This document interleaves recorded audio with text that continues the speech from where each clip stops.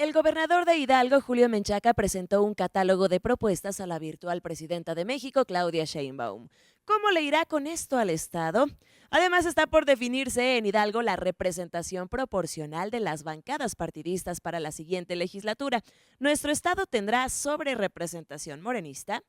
También platicaremos sobre la postura mexicana ante la política internacional como la de Brasil, Colombia, y Rusia y Venezuela. Bienvenidas y bienvenidos. Hoy estos son los temas que ponemos sobre la mesa.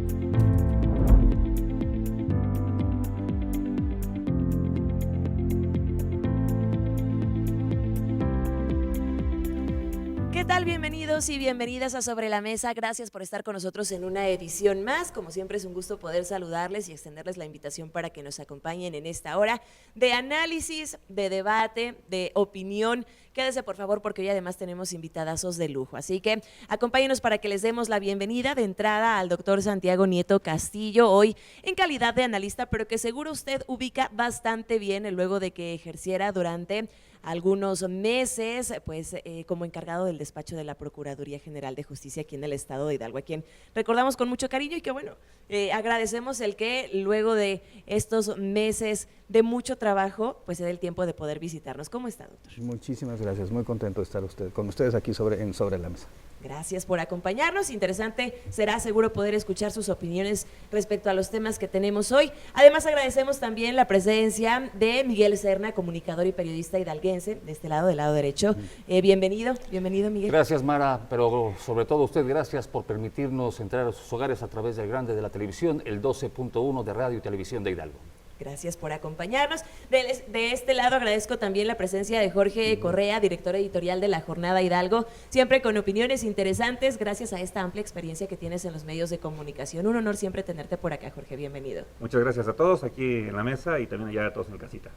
Muchas gracias nuevamente por tu tiempo y también Carlos Gómez, mi compañero de Fórmula en Hidalgo Noticias, además, con el gusto de tenerte aquí, Carlitos, además presidente en el estado de la Asociación Nacional de Locutores, conductor, periodista, gracias también, ahora colaborador, por cierto, en Criterio Hidalgo. ¿Cómo estás? Efectivamente, muchísimas gracias, Mara, por favor, doctor, Jorge, muchas gracias por estar aquí, Miguel, es un gusto platicar acerca de temas que la agenda lo está demandando. Así es, entonces si les parece ya sin más, porque a veces el tiempo ya nos va comiendo, vámonos con los temas interesantes que tenemos y de los cuales ya le dimos una introducción. De entrada, pues con esto que relaciona al Estado y también a la Federación, al país. Y es que recientemente el gobernador Julio Menchaca Salazar presentó 12 proyectos a la presidenta electa o la virtual presidenta de México, Claudia Sheinbaum, en los cuales pues la presidenta electa también mostró para algunos de ellos un mayor interés, aquellos que tratan sobre el tema del agua especialmente y otros más. Vamos a analizar un poco esto para después irnos con otros temas también durante este bloque. De entrada, pues esta cercanía que se tiene con el gobierno federal por parte del Estado, que sin duda estará beneficiando a los hidalguenses. La opinión de entrada que merece del doctor Santiago Nieto Castillo es la que queremos escuchar, algo que incluso también en otras oportunidades ya hemos platicado, ¿no? Como esta coordinación que se debe tener entre los órdenes de gobierno e incluso entre los diferentes poderes a veces viene a dar buenos resultados. ¿Qué nos dice, doctor? Bueno, sí, a ver, primero que la doctora Claudia Sheinbaum ha planteado desde la campaña que ella iba a impulsar proyectos que sirvieran para el desarrollo regional y que no transfiriéndole recursos a los estados, sino organizando de manera conjunta el ejercicio del presupuesto. Y eran proyectos que los estados tenían que proponerle a ella. El gobernador Julio Menchaca lo que ha hecho es proponer una serie de proyectos para poder tener mayor desarrollo en la entidad, en los 84 municipios, pensando además que la realidad del propio estado ha cambiado. Hoy 54 por lo menos, recuerdo, son municipios que va a gobernar Morena y esto ha cambiado, cambia la dinámica que se tuvo durante los primeros años de la administración del gobernador Julio Menchaca. Pero evidentemente pues, la coordinación entre federación, estados y municipios va a ser indispensable en materia de seguridad, en materia de combate al robo de hidrocarburos, en materia del aseguramiento del corredor que va de la Gustavo Amadero a Tizayuca, por temas vinculados evidentemente con seguridad y por el tema que mencionaste hace un momento, el agua. Hay un conflicto, una tensión por lo menos entre Querétaro e Hidalgo, que tiene que ver con la presa de Zimapán, y bueno, vinculado también evidentemente con Sibanzá, que es así como se denomina en el espacio queretano, pero el punto es que es una de los grandes, tuvimos una crisis hídrica muy importante durante los primeros meses del año, y creo que es importante darle una respuesta a la ciudadanía. El tratamiento del agua va a ser fundamental, y yo creo, y qué bueno que el gobernador esté planteando estos temas en la agenda nacional.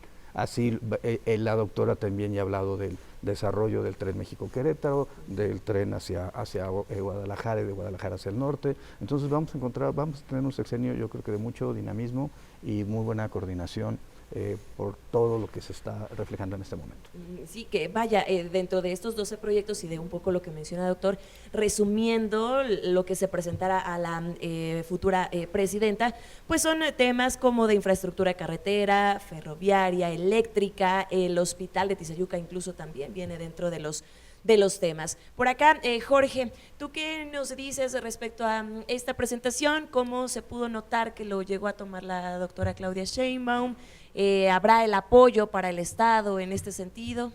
Sí, una de las cosas, también hay que ver cómo era la situación antes. Yo insisto que luego hay que ver el antes y el ahora y el que se nos promete. Siempre se había hablado de una megalópolis y de que éramos parte de una megalópolis, pero de facto eran muy pocas las cosas que trabajaba un gobierno. Ahorita sí se está trabajando en una megalópolis, en integrar estos problemas que hay. Por ejemplo, estamos hablando de la delincuencia. Acá salió un estudio que la México-Pachuca es una de la tercera autopista más peligrosa en ese tramo, de Gustavo Madero a Tizayuca, ¿no?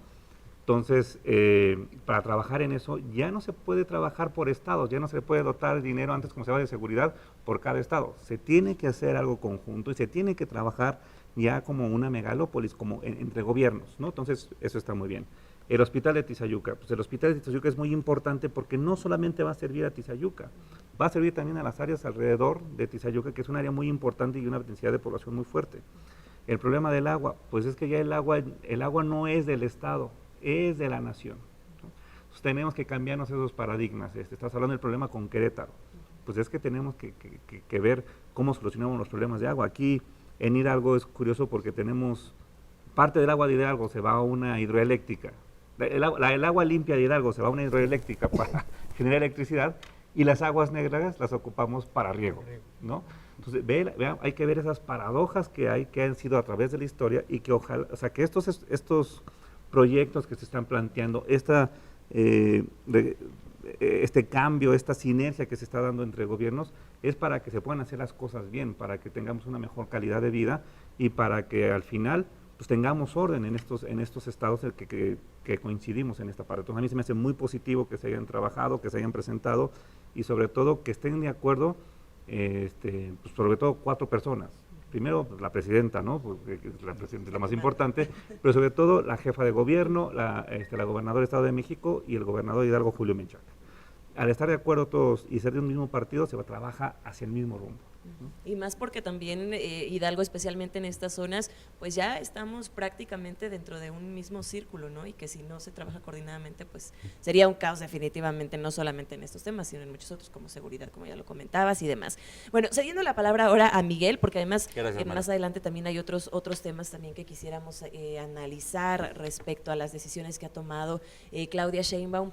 De entrada, pues el de los proyectos, Miguel, hay coordinación, hasta ahora se ha mostrado ese trabajo que se tiene no solo, o que se podría tener no solo con la presidenta electa, sino también con quienes ya formarán parte del gabinete. El gobernador Julio Menchaca tiene muy buena relación con la mayoría de ellos, y estamos seguros pues que serán buenos resultados. Indudablemente, Mara, yo siento que esto se habrá de convertir en los ejes rectores que estarán rigiendo los próximos 6, 7, 8 años.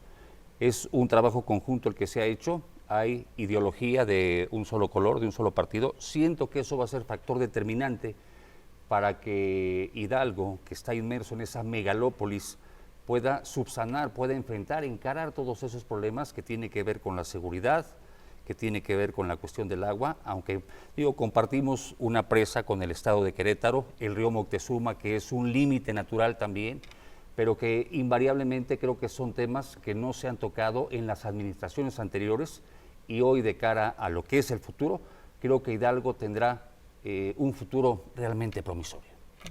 Además, y con esto cediendo también la palabra aquí a Carlos Gómez, mencionaban hace unos momentos tanto el doctor como Miguel, perdón, como Miguel, como Jorge, pues este tema del trabajo coordinado que se debe de tener, Carlos. Sabemos también que esta zona, pues es una zona clave o un punto clave para el desarrollo, pues de la zona metropolitana, pero en general del país. ¿Cómo prevés también tú que se trabajen estos proyectos, tanto de la mano con el gobierno estatal como con el gobierno federal, ahora que pues así se espera también que vaya el crecimiento de la población para arriba? Fíjate que cuando Elon Musk vino a México a ver cuáles eran los estados candidatos para poner la planta de Tesla, lo primero que él puso sobre la mesa fue la cantidad de agua que se podía utilizar para poder hacer funcional la planta de Tesla, que por cierto ahorita está detenida en pausa, pero eso es lo más importante, yo creo que en este corredor de la megalópolis, como lo dice Jorge, y coincido con él, no es un tema de si estamos de acuerdo o no.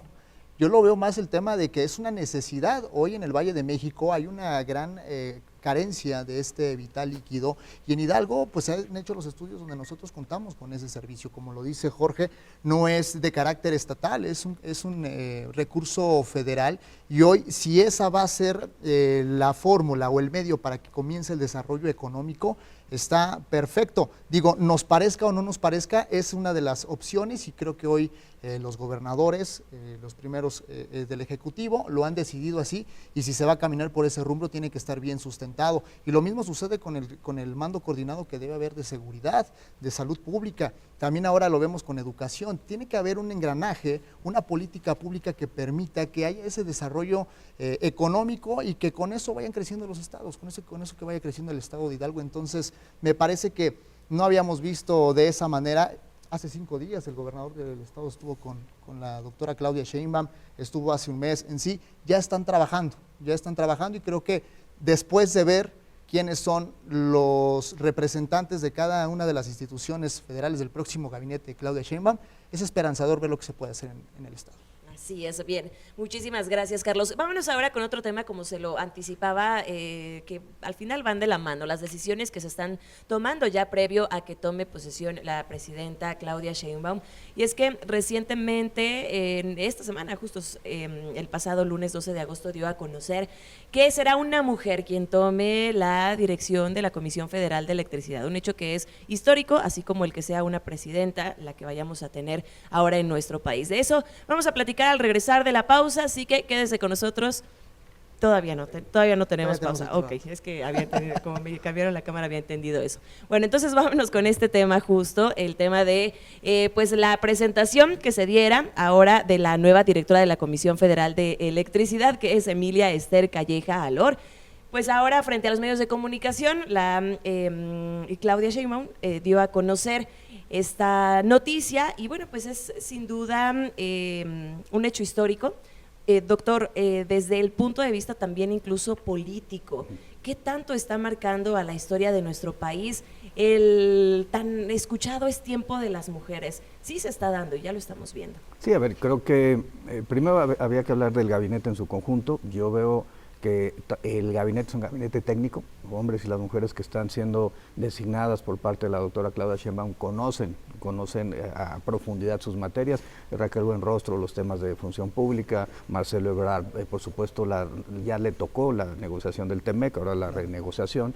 David Ketsenovich es del ámbito de la Secretaría de Salud. Yo creo que hay que decir, hombre por hombre, mujer por mujer, son perfiles altamente capacitados.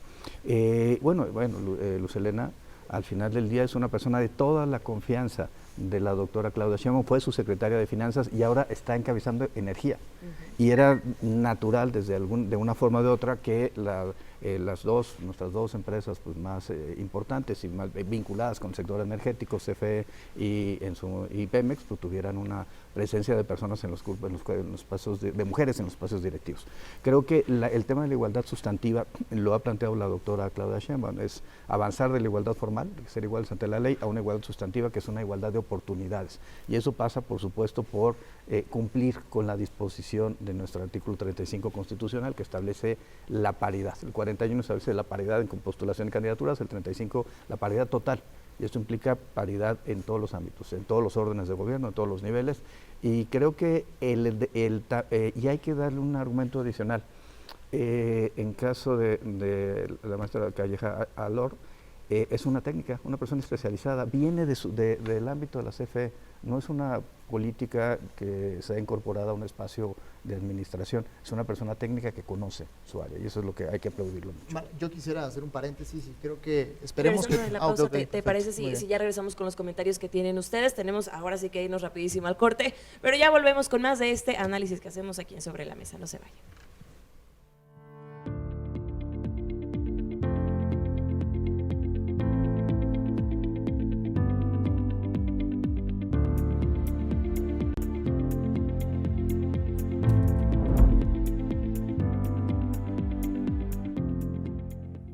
Regresamos aquí a Sobre la Mesa, gracias por seguir con nosotros luego de esta pausa. Vámonos ahora sí con el tema que se quedó pendiente, este nuevo anuncio que se diera esta semana de quien llevará la Comisión Federal de Electricidad, que será una mujer, ya le platicábamos, Emilia Esther Calleja. Y bueno, Carlos, por acá tenías un comentario en torno a esto luego de escuchar lo que nos comentaba el doctor.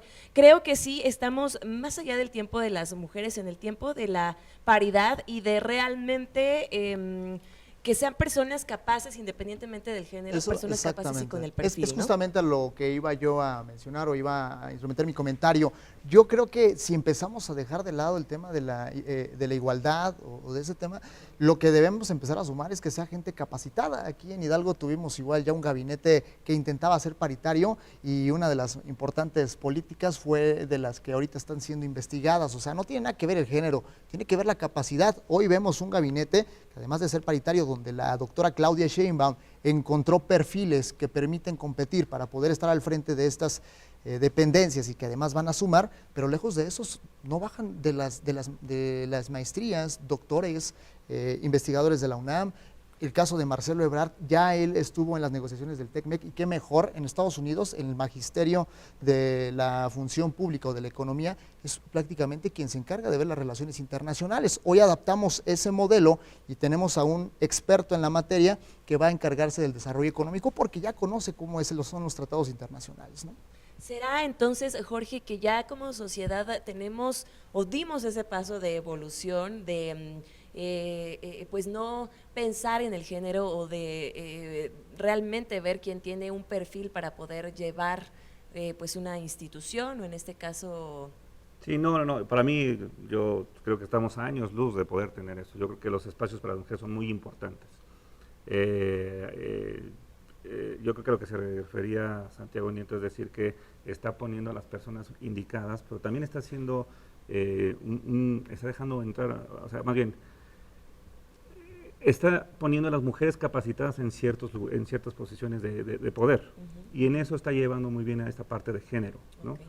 Pero no, la lucha contra el género, bueno, más bien, esta progresión que debemos de tener con el género, darle oportunidad a las mujeres para que tomen decisiones y para que estén en espacios de poder, todavía nos falta muchísimo, ¿no? Y lo vemos, por ejemplo, con salarios, lo vemos con oportunidades. Es más, en esta mesa somos 4 hombres y una mujer, entonces no podemos hablar de ese tema, todavía nos falta mucho, estamos a años luz de estar ahí.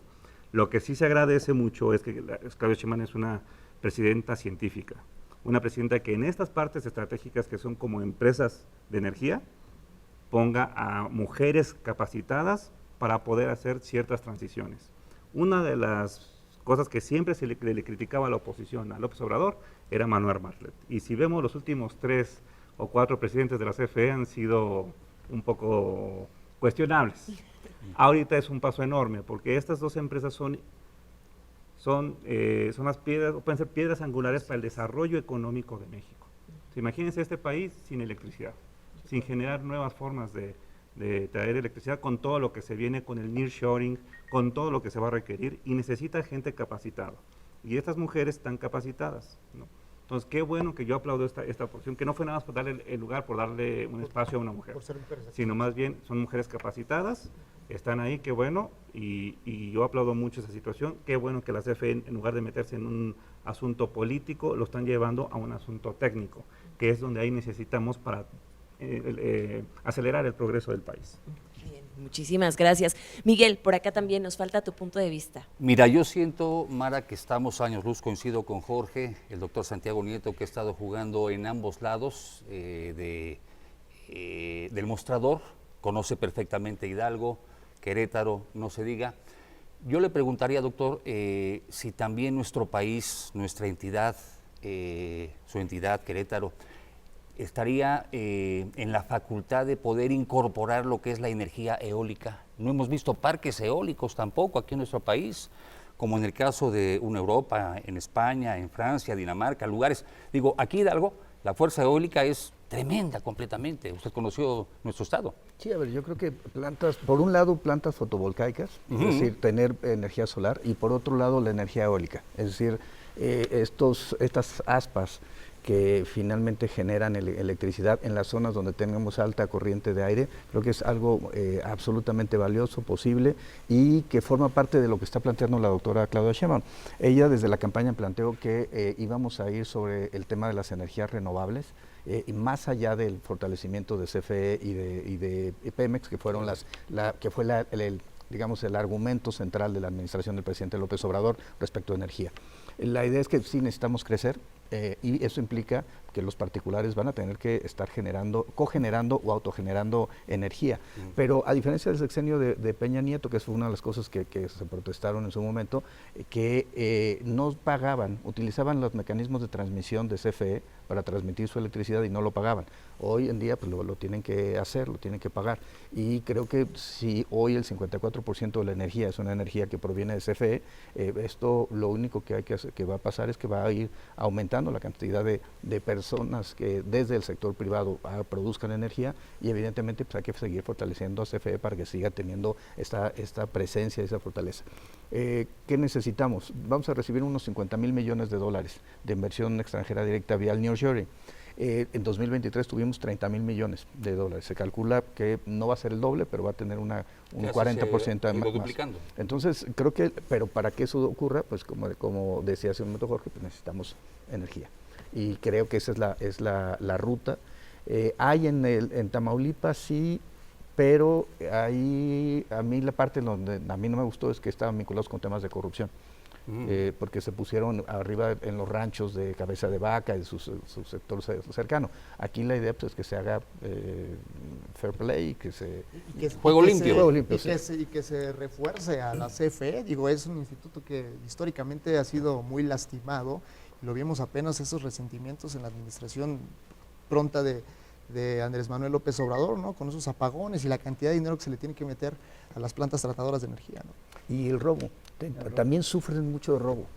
Igual que Casim en el caso del agua en Hidalgo, se roban pues sí, el inmobiliario, y eso las transmisiones, el cableado, eso también hay que ver. Y el robo de las grandes empresas, porque también hay empresas eólicas también en Mexicali, ¿no? También en Oaxaca, pero como decías, ocupaban toda la línea de CFE y no querían pagar un quinto, entonces de repente para la CFE es muy costoso hacer toda una red de luz para que se beneficien las personas que pues las grandes empresas. El consumo que nosotros tenemos como población es mínimo al que necesitan las grandes empresas. O sea, es mínimo. No llega ni el 10% de lo que nosotros consumimos, y el 90% se lo llevan las empresas. Entonces, es ahí donde tenemos que fortalecer a CFE, y para que no haya esos robos, porque luego de repente hay robos, esos robos de cables y todo eso afecta mucho a las regiones, pero también está el robo de los de cuello blanco. Sí. Y es interesante que el agua está más o menos en lo mismo. 10% es de consumo humano y el 90% es o agrícola o empresarial. El problema del agua es que está mal distribuida. Esa es la realidad. La cantidad de agua donde mayor demanda se necesita es en las empresas. Pero también hay otra cosa. Digo, lo vemos aquí, ¿no? Siento que no se han hecho también sitios donde si hay una temporada de lluvia, de huracanes, que sabemos perfectamente que es de julio hasta fines de todos los años, el ciclo del agua es el mismo, ¿sí? No cambia. Entonces, ¿por qué no aprovechar esa agua que se va a las coladeras, que se va a los drenajes? ¿Sí? Incorporar esa agua, no sé, se puede tratar, y lo que decías tú, Jorge, hace 10 minutos aproximadamente, el hecho de que muchas veces se riega aquí con agua negra. Y el fomento a las enfermedades también. Sí, necesitamos bordos, necesitamos presas, por supuesto. Bien. Bien, bueno, pues muchísimas gracias. Vamos a cambiar de tema ya porque tenemos que pasar con el siguiente, que bueno, pues va en torno a esta pues tan escuchada y tan vista a través de los diferentes medios sobre representación. Un tema que también ha sido un tanto polémico y que ya habíamos analizado en alguna otra edición de Sobre la Mesa, pero que ahora pues vamos a enfocar y actualizar, por supuesto, de cómo va hasta este momento, cuáles son las posturas que se tienen, qué es lo que se dice y lo que mencionábamos también hace unos momentos con el doctor Santiago Nieto, ¿no? El por qué se están jugando las reglas que se impusieron en algún momento de este juego y ahora pues ya no parecen a algunos grupos.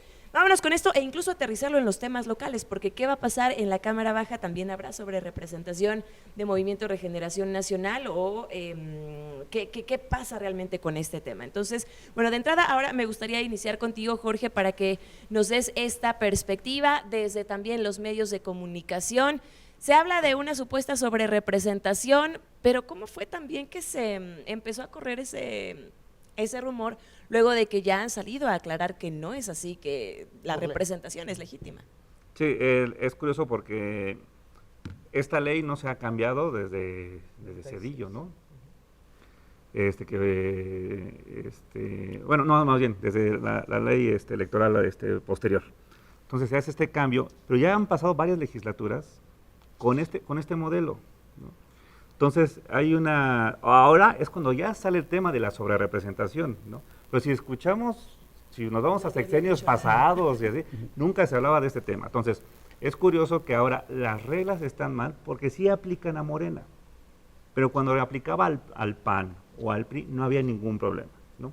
Entonces, si está bien o está mal, así son las reglas y así son. O sea, en dado caso tendríamos que hacer una reforma electoral, pero cuando se propuso una reforma electoral, ¿qué fue lo que dijo la oposición? El INE no se toca, no hagamos esto. Bueno, entonces, ¿qué es lo que pasa? Ahorita la oposición está luchando para que Morena no llegue a tener esos diputados que al final merece porque sí está la ley. Y entonces se le da en ese espacio como para un debate, lo cual es sano, que haya ese debate, pero no se me hace que lo más justo para el electorado, que usaron 35 millones de votos, que votaron por este régimen y para que se hicieran los cambios de raíz sobre otras cosas como el Poder Judicial y otras cosas que se plantearon, hay que respetar ese voto, hay que respetar esas reglas, ¿no? Para las personas que les gustan los deportes es como si hubiera un juego y de repente les cambian, bueno, como a mí no me gusta el equipo, le voy a cambiar la regla, ¿no? No hay penaltis para tal equipo o ciertas faltas. No, pues aquí está así la regla, era así, si es justo o injusto, eso no importa. Lo que importa es que si está la regla, es democrático, no es autoritario y al final se tiene que respetar la voluntad popular. ¿Por qué no se tienen que respetar los 35 millones de votos? ¿Por qué a la gente, por qué esos votos valen menos que los otros? Al final se tiene que respetar la sobrerepresentación y si después hay un problema, que después esos diputados cambien la ley electoral. Pero ahorita con esta ley se tiene que respetar. Pero entonces, doctor, ¿qué pasó? ¿Por qué aún sabiendo que existen esos artículos, que existen esas bases, que todo está asentado, qué pasó que pues empezó a armar este alboroto de la sobrerepresentación con los legisladores que ahora estarían llegando al poder? ¿Por qué o bajo qué argumentos está la oposición diciendo todo esto? Sí, a ver, efectivamente en el 96 se estableció esta regla del 8% sobre representación, el PRI la metió pensando que siempre iba a gobernar. Para el 2007, 2008, cuando viene la reforma constitucional y legal en materia electoral, ya con Felipe Calderón, se distribuían la boleta electoral cambió y en vez de tener el emblema de la coalición, como era del 96 en adelante, ya cada partido iba con su emblema separado. Se buscó evitar la transferencia de votos, porque eso permitía tener cláusulas de vida interna a los partidos políticos. Y evidentemente pues, durante esos años benefició la cláusula al PAN, como en su momento benefició al PRI, y que ya se mencionó aquí en la mesa. Pero en este momento la oposición lo que está planteando es que hay que ver el espíritu de la ley, que el espíritu de la ley es que haya una mayor pluralidad en la Cámara de Diputados y Diputadas, en el Senado de la República. Están planteando que no hacer una interpretación gramatical del artículo constitucional 54 que dice partido, que lo leamos como si dijera coalición, pero el problema es que la Constitución dice partido, no dice coalición, ese es el tema. Y quieren, ¿qué sí hizo el INE?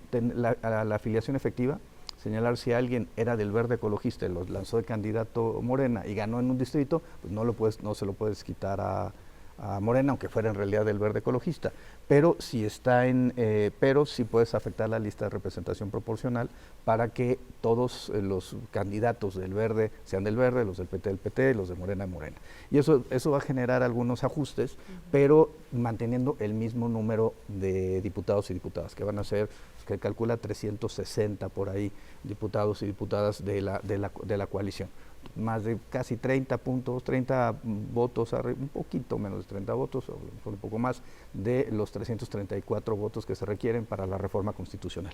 ¿Por qué la oposición está así? Porque nunca pensaron que los resultados electorales iban a ser estos. Nunca pensaron que iba a ganar Morena y sus partidos aliados la mayoría calificada en la Cámara de Diputados y Diputadas. Pensaron que iba a ser un resultado como el del 21 y nunca pensaron que el Senado iba a estar a 3 senadores. Entonces, ese es finalmente el temor por la reforma al Poder Judicial y el temor por la presencia de un partido político tan fuerte. El problema es que eso es lo que votó la ciudadanía. Y no se puede estar tampoco jugando ahora con el sí está escrito así, pero tú interprétalo así, vaya, o sea, es al final la Mara, pero yo te Constitución. preguntaría... Permíteme, Miguel, vamos rapidísimo a la pausa y ya regresamos con la pregunta que me tienes, vamos al corte y regresamos aquí a Sobre la Mesa.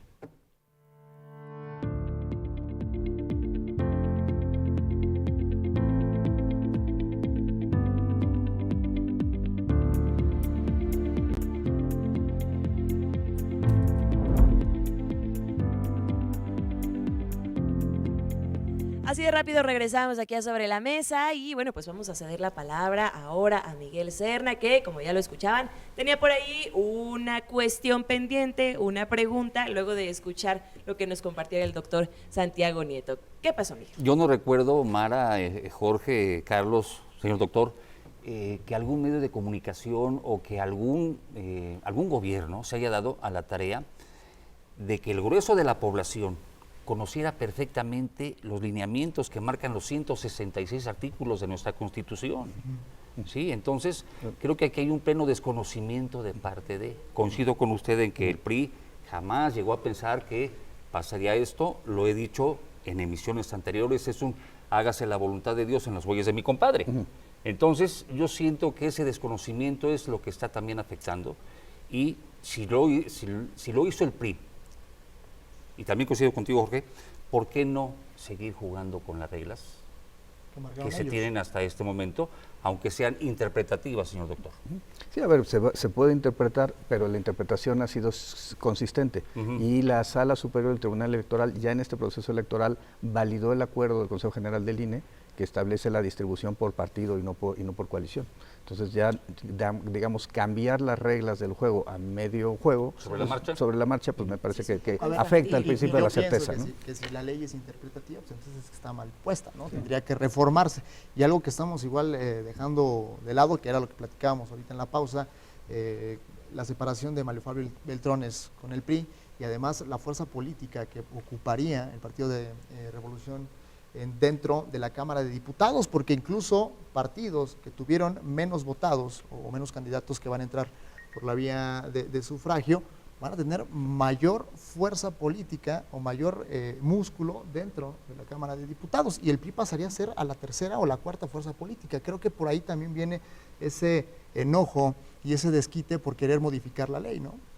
Sí, Y vamos. que, sí, perdón, también de repente, al escuchar a todos estos argumentos que están dando, es un poco infantil, ¿no? Es como, digo, en comparación a estamos jugando y entonces quiere cambiar las reglas a mi favor porque voy perdiendo y entonces ya no me parece, o sea, vaya, es el interpretarlo tantos años, sí, como ellos quisieron o como a ellos les convenía, y ahora no, interprétalo diferente. Es Sí, incoherente. me platicaron que, bueno, que han tenido reuniones los consejeros y consejeras del INE y hay personas que han llegado a decir, pero no necesitan hablar con el espíritu del legislador. Yo soy el legislador porque yo hice en los 90s esa ley. Pues sí, pues, esa ley le pusiste partido, no le pusiste coalición. Y creo que sí hay mucho temor, evidentemente, pero también creo que había que explicar qué pasó. Y mi línea, la hipótesis que yo defendería frente a ustedes es que la transición democrática tuvo grandes ventajas, gobiernos divididos, un sistema tripartito, y se consolidó un sistema electoral sólido. Sin embargo, hay que también decirlo que hubo ciertas falsas promesas que la transición democrática no pudo lograr. Por ejemplo, el combate a la corrupción. Sí. Hubo siempre una asignatura pendiente. Por ejemplo, pues el desarrollo social. También eso es una asignatura pendiente o el control de los gobernadores. Recuerdo Solidaridad de hace muchos años y jamás funcionó, doctor. Sí, y estoy pensando en un poco qué pasó con los gobernadores, Cabezas de Vaca, Duarte, o sea, tenemos muchos ejemplos de gobernadores que se hicieron virreyes en su espacio. Entonces, mientras hubo también mucha simulación, mientras desaparecen 43 estudiantes y la Procuraduría hace como que investiga pero no investiga, nadie me lo cuenta. Marcelo Ebrard, la sentencia por la que él no pudo ser diputado federal en 2015, la hicieron en la Consejería Jurídica del presidente Peña. Y hay mucha simulación que generó al final, pues, que por debajo del radar se fue consolidando un movimiento político-social que hoy denominamos la Cuarta Transformación. Y no lo vieron venir. A mí lo que me sorprende de la oposición es en realidad si no leyeron cómo se venía pues esta elección que fue histórica, todo apuntaba para que iba a ser una rastriza por parte de Morena y aliados. Entonces, ¿por qué hasta ahorita ya con el niño ahogado ya quieren venir a dar esas patadas? Al final es muy fácil, hay 5 o 6 delegaciones en la Ciudad de México que son en contra de Morena y que tienen esa parte, y están focalizadas y son las que gobiernan la oposición. Y ellos pensaron que eso era todo México. No, pero como bien dice Santiago Nieto, hay un grupo que piensa que ellos son la democracia, ¿no? Que ellos nos quitaron las cadenas, ¿no? Que ellos hicieron toda esta parte y que ellos tienen derecho para decir cuándo sí, cuándo no. Y así no funciona. Aunque ellos hayan participado en llevar esta ley y en ayudar a que pudiéramos votar todos, pues al final todos valemos lo mismo. Y es algo que no piensan ellos. Jorge, Todos pero si valemos lo apelamos mismo. por decir a lo que son los dichos, a los refranes, sería algo así como un pájaro vuela, pero te agarro las patas. Como ya que... Sí, o sea, ya que está en el- Y ya aparte- conoces y ahora no. Y coincido contigo, Jorge. De que no Durante despegas. la administración de Andrés Manuel López Obrador, algo que ha mantenido inconforme a la oposición es que se le ha dado el mismo trato a quienes menos oportunidades tienen. Son los mismos que salieron a defender al INE, y te das cuenta. Y se abarrotó el zócalo capitalino y que vamos a defender la democracia de nuestro país, pero si te das cuenta cuál es la clase social que salió a pedir y a brindar por los derechos, son a los mismos que hoy les están exigiendo que paguen. Pero es el que menos tiene, Carlos. Siempre ha sido el que menos tiene. El que salió a defender al INE fueron, Sí. fueron los de la clase alta. Sí, claro, pero bueno, siempre el que es el más amolado, por decirlo de una forma, es al que se le cargan las pulgas. Sí, el perro más del flaco. pueblo. Y hay que recordar que este gobierno, hablando de esta deuda democrática, este gobierno sacó 5 millones de pobres, ¿no? Los programas sociales están funcionando. La gente, sobre todo la clase media baja, se elevó un poco. Entonces, hay un sector de la población que está mejor. Y por eso le dijo a este gobierno, está bien, te doy la confianza para que hagas ¿Quién más había cosas, salpicado antes? que quites estas cosas y que ahora sí arregles esto y te doy este poder. Eso voy a creer que los votos deben de contar Y ahí igual. estuvo la estrategia Y electoral. esa no, pero no fue una estrategia en que la gente le dio el poder, ganaron 2-1. Sí. A veces hablamos de 35 millones de votos como si fuera cualquier cualquier cosa. cosa. Entonces, ya de que le dieron ese poder, se tiene que respetar, porque ahí sí sería antidemocrático no respetar la voluntad popular de la gente de que tenga mayoría morena en la Cámara de Yo Diputados. creo que la oposición primero se equivocó. Es decir, tienes un presidente con 70% de popularidad y basas tu campaña en pegarle al presidente de la República. Pues le estás diciendo a ese 70% de la población, no votes por mí. ¿Y qué fue lo que pasó? 27% fue la votación de Xóchitl. Segundo, creo que la doctora Claudia Sheinbaum representa seriedad, representa así una visión de Estado, y la verdad es que Xóchitl era mala candidata. Era mala candidata. O la imagen que le formaron a Xóchitl Gálvez. O ¿no? la imagen que le forma. O Sí. que dejó que le formaran, Que dejó que porque le ella formara, también ¿no? tuvo mucha Que ella dijo que fue responsabilidad. Marco Cortés la que le dirigía la campaña, básicamente, ¿no? Y el cómo se comportaba. Y Max Cortázar, y además, perdón, ya le habían llevado la campaña a Josefina Vázquez Mota y no había funcionado, ya habían llevado la de Meade y no había funcionado. Perdón, insistieron en el mismo equipo, el resultado está ahí.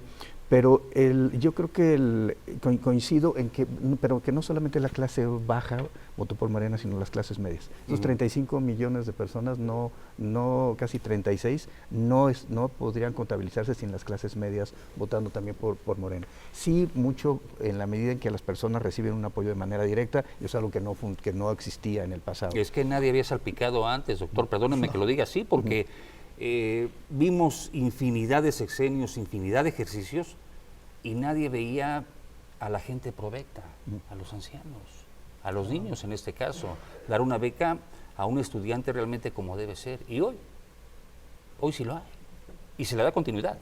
Al final este sector del que habla también pues son quienes realmente querían un cambio, ¿no? Creo yo que se vio reflejado justo en las urnas y en las votaciones, porque pues hablamos de ese sector que estaban ya cansados de lo mismo y que pues son estas clases, la clase media, la clase baja, y quienes querían y ahora están viendo, así como lo decías Jorge hace unos momentos también, sus beneficios gracias a distintos programas sociales. Pero nos faltan aún un par de temas más, así que vámonos rapidísimo, porque a propósito de temas legislativos también está el hecho de que pues se aprobara la reforma a la ley orgánica para que la presidencia de la Junta de Gobierno dejara de ser rotativa y ahora pues sea precedida los 3 años por el partido mayoritario. En este caso pues estamos hablando nuevamente de Movimiento Regeneración Nacional, y algo que bueno pues va relacionado también con esta cuestión. La mayoría pues es quien está en el control realmente, incluso ahora pues de la Cámara Baja, ya aterrizando un poquito a los temas locales. De esto, la presidencia dejó de ser rotativa. Rapidísimo, ¿qué podemos decir por acá, Jorge? Pues, al final se me hace, yo lo aplaudo. Una de las cosas que también pasaba antes en nosotros regiones es que a veces había una inacción en el Congreso, que eso ha afectado mucho al Ejecutivo, ¿no? Entonces, ahorita, ¿qué va a pasar? Que va a poder gobernar más. Hay una mayoría de Morena, es mejor que se tenga un diálogo entre poderes y que sea fijo y que se pueda trabajar, porque a Hidalgo le faltan muchísimas cosas. Tenemos leyes y está bien, pero nos falta avanzar en muchísimos ámbitos. Nos falta trabajar entre los 3 poderes de una manera mucho más eficaz, ¿no? Va el rumbo para allá, pero todavía nos falta mucho. Hidalgo con muchas carencias, tiene muchas necesidades, y entre mejor pueda haber ese diálogo y esa sinergia entre los 3 poderes es mejor. Entonces yo aplaudo esta parte. Bien, Carlos. Pues que se defienda y que se deje trabajar durante toda la administración, porque no se le daba esa seriedad, o por lo menos no se terminaba de concluir los proyectos que podían haber tenido los legisladores para poder mover de un lado o del otro lado pues las iniciativas dentro del Congreso. Ojalá que con esta fijación ya de la presidencia de la legislatura, pues eso permita que haya un mejor trabajo a lo largo de toda esta legislatura. Que pudiera ser un indicativo de un mayor control ahora dentro del Congreso local. Por acá, Santiago Nieto también, ¿qué postura? No, por supuesto, yo merece? creo que mientras más estabilidad exista, mucho mejor para poder desarrollar las labores legislativas. Y esta rotación permanente que tenía Hidalgo, pues en realidad hacía que no pudiera dársele continuidad a los proyectos, y creo que eso es algo muy importante. Bien. Y Miguel, sobre pues esto que nos dices. Pues siendo breve, mayor cohesión para tener una perfecta simbiosis, ya que Hidalgo pues siempre ha sido uno de los estados más pobres de nuestro país, junto con Chiapas, junto con Oaxaca, y esperemos que ahora sí le vaya bien a nuestro estado. Bien, y bueno, para ir cerrando, vámonos también con los temas internacionales, y es que está el hecho de que México, Brasil y Colombia estén intentando mediar esta cuestión de las elecciones que se llevaran a cabo hace algunos días allá en Venezuela, y que bueno, pues también estén siendo tema tendencia y tema controversial a nivel global. Estos tres países de los que hablamos, pues han indirectamente, de alguna manera, buscado involucrarse para poder, como lo decíamos, mediar la situación. Pero, ¿qué está pasando?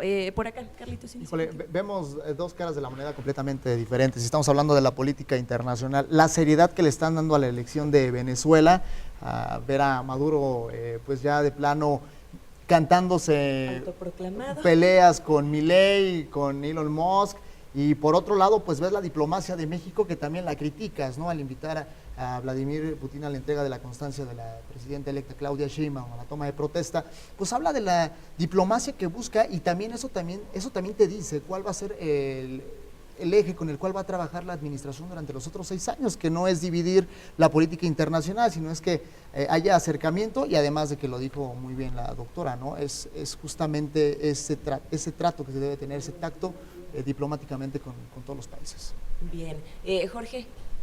Pues bueno, bueno, son dos cosas, ¿no? Y primero vamos a hablar de Maduro, ¿no? Hubo una elección, entiendo que hay una parte política, pero también hay una parte periodística. En la parte periodística, bueno, esa elección ni con antidoping pasa, ¿no? Pero como país no puedes jugar eso, porque tienes que respetar la soberanía de cada país, aunque, bueno, sí hay ciertos mecanismos. Y yo creo que tanto Brasil como Colombia como México están hablando con Maduro para poder mediar entre la oposición y Maduro, pero también para decirle a Maduro, no, o sea, no te vamos a dar de gratis nada más porque seas de izquierda, ya llevas mucho tiempo. Y hablando de cosas, es que llevan demasiado tiempo en el poder, ¿no? Aquí se decían de Andrés Manuel López Obrador que dictador y todo eso. En 30 días se va, ¿no? Bueno, como 40 días se va Andrés Manuel, y porque es una persona demócrata. Entonces son las diferentes naturalezas, son diferentes liderazgos. Maduro dijo que lo dejaron colgado en la llamada, y ahorita están viendo una forma de cómo volver a concretarse, y hoy esta semana se está hablando de cómo poder negociar otra vez.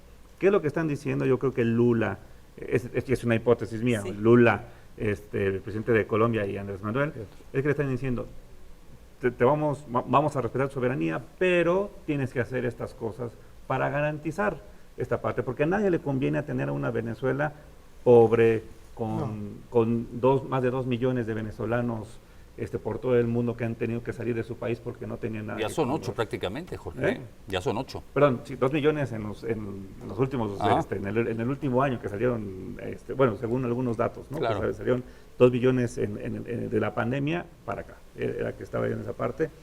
Yo tuve la oportunidad de conocer varios que habían salido, ¿no? Que ahorita están en Estados Unidos porque nosotros somos un país de paso.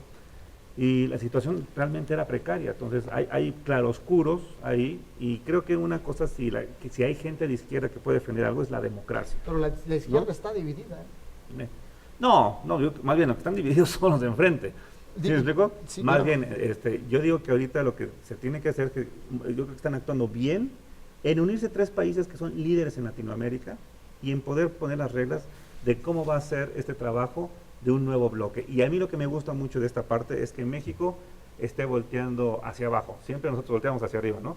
Y ahora estamos volteando hacia abajo para tener un bloque más fuerte en Latinoamérica. Pero hay uno más que está viendo también hacia eso, que es los Estados Unidos, que está invitando a Nicolás Maduro, deja el poder, deja a quien realmente ganó, coincido contigo en que es un fraude lo que se hizo, un mega fraude, y eso va en contrasentido con el sueño bolivariano de unir a toda América. Claro. Entonces, Estados Unidos, tengo entendido, está poniendo ya los puntos sobre las IES y las Jotas. Pero no dudo que le pase lo que a Somoza hace años, que lo maten, ¿eh? Bien, pues discúlpenme, pero el tiempo se nos ha terminado. Quisiéramos poder seguir analizando estos temas, pero bueno, de hecho lo vamos a hacer porque tenemos un segundo sobre la mesa donde también estaremos analizando estos temas para que usted esté pendiente por allí de nuestros espacios y en nuestro canal. Pero por ahora, pues despidiéndonos, agradeciendo muchísimo como siempre el que nos acompañaran grandes comunicadores, grandes personas además. Agradecemos, Miguel Serna, que hayas estado con nosotros. No, por el contrario, Mara, gracias y gracias por coincidir con ustedes en Acción, Tiempo y Espacio. Muchísimas gracias, doctor. Santiago Nieto, gracias Muchísimas siempre gracias, por el Mara. tiempo. Muchísimas gracias. Gracias. Carlos Gómez, No, gracias muchas también. gracias a ustedes, igual. Y Jorge Correa, gracias. Pues muchas gracias a nuevamente. todos y gracias a todos los panelistas por estar discutiendo este espacio. Siempre hacen ustedes más interesantes los temas. Y ustedes también ahí en casa. Les recordamos que todo, absolutamente todo tiene pros y contras, pero la mejor opinión la tiene usted. Gracias por acompañarnos hoy en Sobre la Mesa.